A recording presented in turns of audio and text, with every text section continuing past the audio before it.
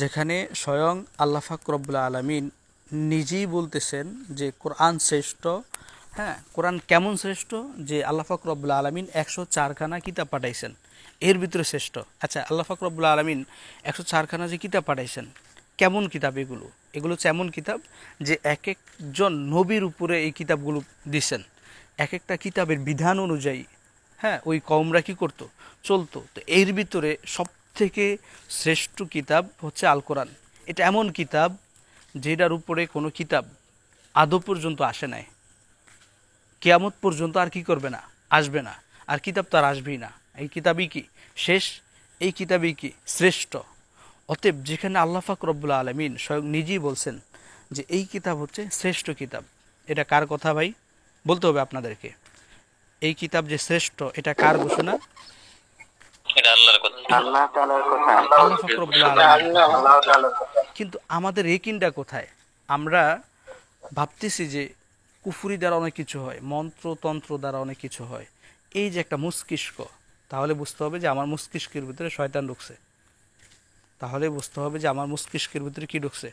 শয়তান ঢুকছে। সাথে সাথে ইস্তেগফার, তওবা আপনাকে বাধ্যতামূলক করতে হবে। আপনার যখনই মনে আসবে যে হ্যাঁ কুফরি দ্বারা অনেক কিছু হয়, যখন এই চিন্তাটা আসবে যে কুফরি দ্বারা কিছু হয়, তখন আপনি এটা আমার সবক, আপনি এটা মানতে হবে। যেহেতু আপনি আমার ছাত্র, আপনারা যেহেতু আমার ছাত্র, এটা আপনাকে মানতে হবে। যখন আপনার মনের ভিতরে এরকম চিন্তা আসবে যে মন্ত্র দ্বারা কাজ হয়, হয় না হয় এটা আমার দেখার বিষয় না, কিন্তু আমার পক্ষ থেকে সবক আপনাদের জন্য এটাই, আপনার মনের ভিতরে যদি কখনো এরকম চিন্তা আসে যে মন্ত্র দ্বারা কাজ হয়, তখন আপনি সাথে সাথে ইস্তেগফার পড়বেন, আউযুবিল্লাহ পড়বেন, উজু করবেন, 2 রাকাত নামাজ পড়বেন, সাথে সাথে আল্লাহর কাছে ক্ষমা চাইবেন। ঠিক আছে? কোরআন শ্রেষ্ঠ কিতাব, কোরআন সবার উপরে, কোরআনের উপরে কোনো কিতাব নাই। আরে ভাই, একটা মানুষ কত প্রকার, দেখেন আমি আসলে এখানে রাগের মাথা অনেক কথা বলা যায়। একটা মানুষ কত প্রকারের বোকা হইলে শয়তানের কিতাবের উপরে শয়তানের কিতাবটাকে কোরআনের উপরে প্রাধান্য দেয়, তার মস্তিষ্ক কোথায় আপনি চিন্তা করতে পারেন। কিছু লম্পট বেয়াদব মার্কা মুদাব্বির আছে, তারা অনেক সময় বিভিন্ন মন্ত্রকে ইসলামিক মন্ত্র বলে চালিয়ে দেয়, বুঝছেন? এরা সবচেয়ে বড় প্রতারক, এরা সবচেয়ে বড় প্রতারক। যেখানে আল্লাহ স্বয়ং কিতাবকে, কোরআনকে শ্রেষ্ঠ কিতাব হিসাবে ঘোষণা দিছে, সেখানে আপনি কেন, কোন উদ্দেশ্যে শয়তানের কিতাবকে প্রাধান্য দিতেছেন এবং বলতেছেন যে সব কাজ কোরআন দ্বারা হয় না? এটা যারা বলতেছে এরা শয়তানের সবচেয়ে বড় একটা চক্র, এরা প্রতারক, এরা ভণ্ড। বুঝে আসছে? আপনি হয়তো কোরআনের সহায়তা নিতে হবে, অথবা হাদিসের দোয়া সহায়তা নিতে হবে, অথবা এমন দোয়া নিতে হবে যেটা সম্পর্কে আপনি ভালো ধারণা রাখেন। ঠিক আছে? অতএব আমি আপনাদেরকে শেষ ক্লাস হিসাবে এটাই নসিহত করব, এই বিষয়টা আপনার মস্তিষ্কে আমি ঢোকানোর চেষ্টা করব। সবাই একটু মিউটে যাবেন নিজ জায়গা থেকে। তো শেষ আপনাকে এটাই বুঝাইতে চাইব যে আল্লাহর কিতাবের উপরে আপনি যদি অন্য কোনো কিতাবকে প্রাধান্য দিতে চান, আল্লাহর কিতাবের উপরে যদি আপনি অন্য কোনো কিতাবকে প্রাধান্য দিতে চান, তাহলে আমি মনে করি আপনার থেকে নাখান্দা আর কেউ নেই। আর ভাই, শয়তান তো অভিশপ্ত, শয়তান তো অভিশপ্ত। শয়তান কি অভিশপ্ত না? শয়তান কি বলেন না কেন? শয়তান কি অভিশপ্ত? শয়তান অভিশপ্ত। এটা হাজারবার, কোটিবার, এটা হাজারবার, কোটিবার আপনার হৃদয়ের স্পন্দনে গেঁথে নেবেন যে শয়তান অভিশপ্ত। সে অভিশপ্ত একটা জিনিসের কিতাব কিভাবে আবার রবের কিতাবের উপরে প্রাধান্য দেওয়া হয়, এটা কিভাবে সম্ভব? এটা আমার বুঝে ধরে না, এটা আমার বুঝে ধরে না। বাট এটা আমাকে কেউ বুঝাতেও পারবে না, এটা আমাকে কেউ বুঝাতেও পারবে না যে রবের কিতাবের উপরে কিভাবে অন্য একটা কিতাবকে শ্রেষ্ঠত্ব দেওয়া হয়। তাও আবার কাদের কিতাবকে? যারা লানতপ্রাপ্ত, যারা পথভ্রষ্ট, যারা লানতপ্রাপ্ত, যাদের জন্য জাহান্নাম চিরদিনের জন্য ওয়াজিব করা হয়েছে, তাদের কিতাবকে কেন কোরআনের উপরে শ্রেষ্ঠত্ব দেওয়া হয়? এগুলা করে কিছু কিছু শয়তান টাইপের মুদাব্বির আছে, তারা করে। আমাদের স্লোগান থাকবে মন্ত্র বলতে কিছু নাই, কোরআন ছাড়া কিছু বুঝি না, শ্রেষ্ঠ কিতাব দ্বারা শ্রেষ্ঠ চিকিৎসা, শ্রেষ্ঠ কিতাব দ্বারা শ্রেষ্ঠ চিকিৎসা। কিন্তু মন্ত্রতন্ত্র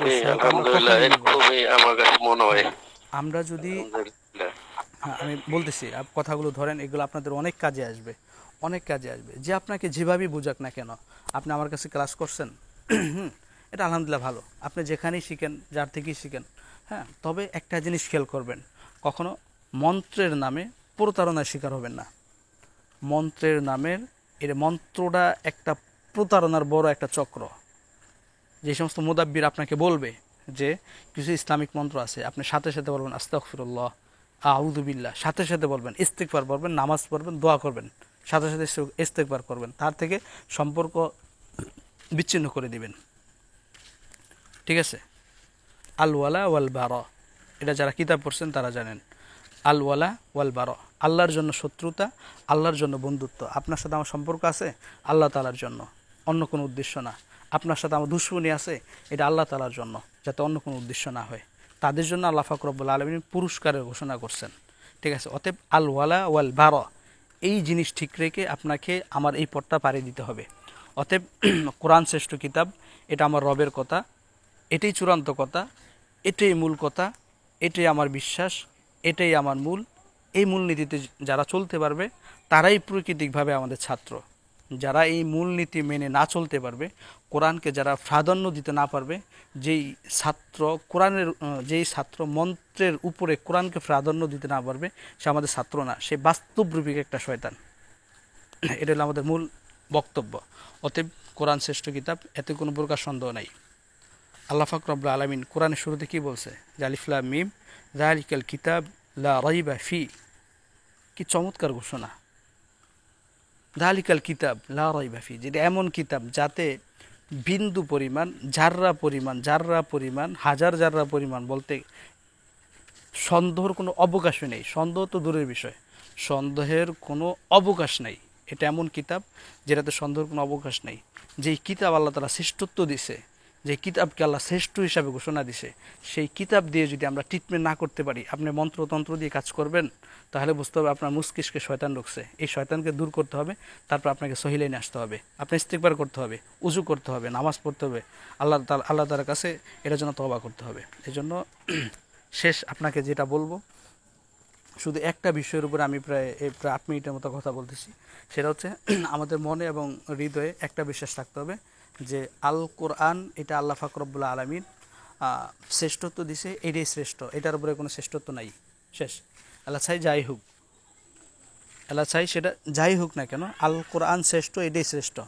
পৃথিবীতে এমন কোনো জাদু জন্ম হয় না যেটা সূরা ফাতিহার সামনে দাঁড়াবে। হয়তো কখনো কখনো কাটে না, সেটা হলো নিজের দুর্বলতা বা আমলের ঘাটতি, এটা ভিন্ন বিষয়। তবে কোরআন শ্রেষ্ঠ, এত কোনো প্রকার সন্দেহ নেই। দেখেন, কোরআন হচ্ছে আল্লাহর বাণী। কোরআন কার বাণী? আল্লাহর বাণী। মন্ত্রতন্ত্র এটা শয়তানের বাণী। এখন আপনার বিবেকের কাছে আমি ছেড়ে দিলাম, এখন কোন বাণীটাকে আপনি প্রাধান্য দিবেন?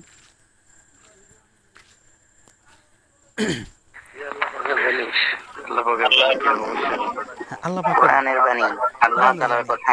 হ্যাঁ, এরপরেও যদি আপনারা মন্ত্র আর তন্ত্রের পিছে ঘোরেন, তাহলে আমার আর কিছু করার নাই। আমি আসলে একজন নগণ্য মানুষ, সাধারণ মানুষ। তবে আমি এই কথায় বিশ্বাসী যে আমি মন্ত্রকে বিশ্বাস করি না। আমি মন্ত্রকে আমি দেখেন, আমি নকশা থেকে অনেক দূরে থাকার চেষ্টা করি, তবে আমি এটাকে নাজায়েজ বলি না। কিছু কিছু নকশা সহি আছে, ঠিক আছে। তবে আমি মন্ত্র তো অনেক দূরের বিষয়, আমি চেষ্টা করি ওগুলোকে অ্যাভয়েড করে বা দূরে সরে দেওয়ার চেষ্টা করি, ঠিক আছে। এজন্য দেখেন, কখনোই মন্ত্রের সাহায্য নেবেন না। যে ঈমান যে একটা মূল, যে একটা সম্পদ, এটা কোটি টাকা দিয়েও কিনতে পারবেন না।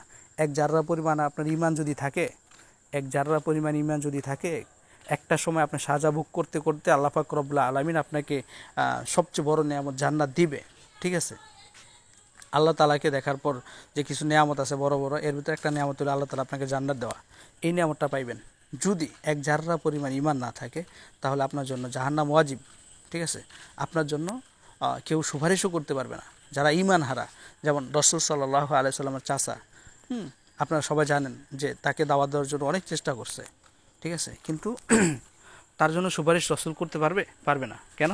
সে ঈমানই আনে নাই। তো সে এই ঈমানটাকে যদি ধ্বংস করে দেন, আপনি সারা জিন্দেগির জন্য আপনি জাহান্নামে জ্বলতে হবে।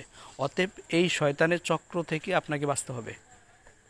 বুঝে আসছে? এটা বড় একটা শয়তানি, এটা একটা বড় একটা চক্র, এটা বড় একটা চক্র চলতেছে, একটা চক্রান্ত চলতেছে। অনেকে বিভিন্ন মাধ্যমে আপনাকে শিরিক ঢুকিয়ে দিবে। তারা কয়েকভাবে ঢুকায় যে এটা ইসলামিক মন্ত্র। আর ভাই ইসলামিক কোনো মন্ত্র আছে নাকি? ইসলামিক যারা মন্ত্র বলবে এরা সবচেয়ে বড় শয়তান। ঠিক আছে? ইসলামিক কোনো মন্ত্র নাই, কোনো জি মন্ত্র ওস্তাদ নাই। জি, ঠিক বলছেন একবারে। এটা একটা আপনাকে ঠিক আছে, এটা এই যে ইসলামিক নাম দিয়ে যে আপনাকে নিতেছে, একসময় আপনি এরকম একটা, আপনি এমন ইসলামিক টোকাইতে যাবেন মন্ত্রের ভিতরে, আপনি কুফুরের সাগরে হাবুডুবু খাইবেন, আপনার ইমান শেষ। আপনি যে ওই যে কথা আছে না যে আপনার একটা সময় যে জান্নাত পাওয়ার যে একটা আশা ছিল, শেষ পর্যন্ত আপনার ওই আশাটাই থাকবে না, আশা একদম নিরাশ হয়ে যাবে। আপনি কি মনে করেন কিয়ামতটাকে? আপনি কবরে যায় কত বছর থাকতে হইব? 30,000 বছর থাকতে হবে। হাসরের ময়দানে কত বছর থাকতে হবে? 40,000 বছর থাকতে হবে। ফুলসিরাতের গোড়ায় কত বছর থাকতে হবে? পৃথিবীর যেই মানুষটা সবচেয়ে শেষে মারা যাবে উনিও কবরে 40,000 বছর থাকতে হবে। পৃথিবীর শেষে যে মানুষটা মারা যাবে ওই মানুষটাও 40,000 বছর পর্যন্ত কোথায় থাকতে হবে? কবরে থাকতে হবে। আপনাকে তো দুনিয়াতে পাঠিয়েছে অল্প কয়দিনের জন্য। আরে ভাই আপনার দাদাই তো নেই, অনেকে তো বাবা নেই, অনেকের দাদা নেই। আপনাদের দাদার বাবা আছে কার? একজন হাত তোলেন, আছে কারো? আপনার দাদার বাবার নাম জানে এরকম লোকই কম আছে, বেঁচে আছে তো অনেক দূরের বিষয়। অতএব দুনিয়া থাকার জায়গা না, ঠিক আছে? অল্প একটা সময় দিছে, কেন দিছে?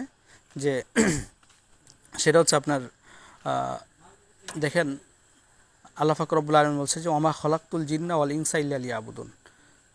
মানব জাতি এবং জিন জাতিকে আল্লাহ পাক রব্বুল আলামিন ইবাদত করার জন্য বানাইছে, ঠিক আছে? আপনি ইবাদত করবেন এটার জন্যই মূলত বানানো হয়েছে। কিন্তু আল্লাহ পাক রব্বুল আলামিন আমাদের সামনে দুইটা পথ দিয়ে তারপরে ছেড়ে দিছে, ফারিকুম ফিল জান্নাহ ও ফারিকুম ফিস সাঈর, একটা জান্নাতের আর একটা জাহান্নামের। তবে এখানে আল্লাহ পাক রব্বুল আলামিন স্বাধীনতা দিয়ে দিছে যে চাইলে তুমি সহজ সরল পথে জান্নাতের পথেও যেতে পারো, চাইলে তুমি ওই পথেও যেতে পারো। অতএব আমাদেরকে চিন্তা ভাবনা করতে হবে, আমাদের মস্তিষ্ক থেকে এই জিনিসটাকে ফালাই দিতে হবে। শুধু আপনারা যাতে মন্ত্রকে অ্যাবাউট করে চলেন, দূরে ফালাইয়া দেন, এই জন্যই মূলত আমার এতক্ষণ পর্যন্ত কথা বলা যে আসলে কোরআন শ্রেষ্ঠ এবং কোরআনের ট্রিটমেন্ট শ্রেষ্ঠ, সব কিছু শ্রেষ্ঠ। আল্লাহ পাক রব্বুল আলামিন কি বলছে? ওয়ানুনাজ্জিলু মিনাল কোরআনি মা হুয়া শিফা। এটা আল্লাহ তালার বাণী, আর ভাই এটা তো কোনো আল্লাহ তালার বাণী, ঠিক আছে? আর যে মন্ত্রতন্ত্র এগুলো হচ্ছে শয়তানের বাণী, ঠিক আছে? অতএব আল্লাহ তালার বাণীর উপরে শয়তানের বাণীকে প্রাধান্য দেওয়ার কোনো সুযোগ নেই, ঠিক আছে? আর ইসলামিক নামে মন্ত্র নামে কোনো প্রতারণার ভিতরে আপনারা পা দিবেন না, বুঝে আসছে? ইসলামিক মন্ত্রের নামে এই চক্রের ভিতরে, এই প্রতারণার ভিতরে আপনারা পা দিবেন না ইনশাল্লাহ। তো আমি আশা রাখি আমাদের সকল ছাত্র যারা আমি জানি বিভিন্নভাবে, যেহেতু আমি ক্লাস করে দিয়েছি, আমার বিভিন্ন ছাত্র যদি আমাকে বলে না, কিন্তু আমার দেল, আমি বিভিন্ন ছাত্রকে দেখেও আমি অনেক কিছু উপলব্ধি করতে পারি, এটা আল্লাহ তালার ইচ্ছা। যাই হোক, অনেকে এই সমস্ত জগতে আসে, এই জন্য আমি অনেক জোর দিয়ে বলছি। হয়তো অনেকে কাজ করুক না করুক, অনেকে এই সমস্ত বিষয় নিয়ে একটু ঘাটাঘাটি করে, হ্যাঁ। তো আসলে এই জগৎটা আপনারা একদম দূরে ফেলাই দিবেন, কোরআন এবং সুন্নাহর আলোকে জীবন গড়ার চেষ্টা করবেন। দুনিয়া তো শান্তি, আখিরাত তো শান্তি। আপনি আজকে আসেন, সকালবেলা উঠতে পারবেন এই গ্যারান্টি নেই। যদি আপনার সেই মূল সম্পদ না থাকে, আপনি কী নিয়ে দাঁড়াবেন আল্লাহ তালার কাছে? আপনার যদি ঈমান না থাকে, আপনার জন্য তো সুপারিশ করতে পারবেন না রসুল। আপনি কি করবেন? আপনার করণীয়টা কি? আপনি কি মনে করেন এই দুনিয়াটাকে? বলেন তো। আপনার দাদার নাম আপনার জানা আছে? আপনার দাদার বাবার নাম কী ছিল বলতে পারবেন? আপনার দাদার বাবার নাম কী ছিল এটা বলতে পারবেন? পারবেন না। তার অস্তিত্বটাই নেই, এমনকি তার নামটাও নেই। এমনকি আপনি তার আত্মীয় হয়ে আপনি তার আত্মীয় হয়ে আপনার বাবার নাম জানতেছেন না। আপনি চিন্তা করেন যে কোথায় আছেন। অতএব এই দুনিয়াটা খুবই সামান্য, এই মন্ত্রের জগতে পড়ে নিজের ঈমানকে নষ্ট করবেন না। বিনীত অনুরোধ থাকলো আপনাদের কাছে।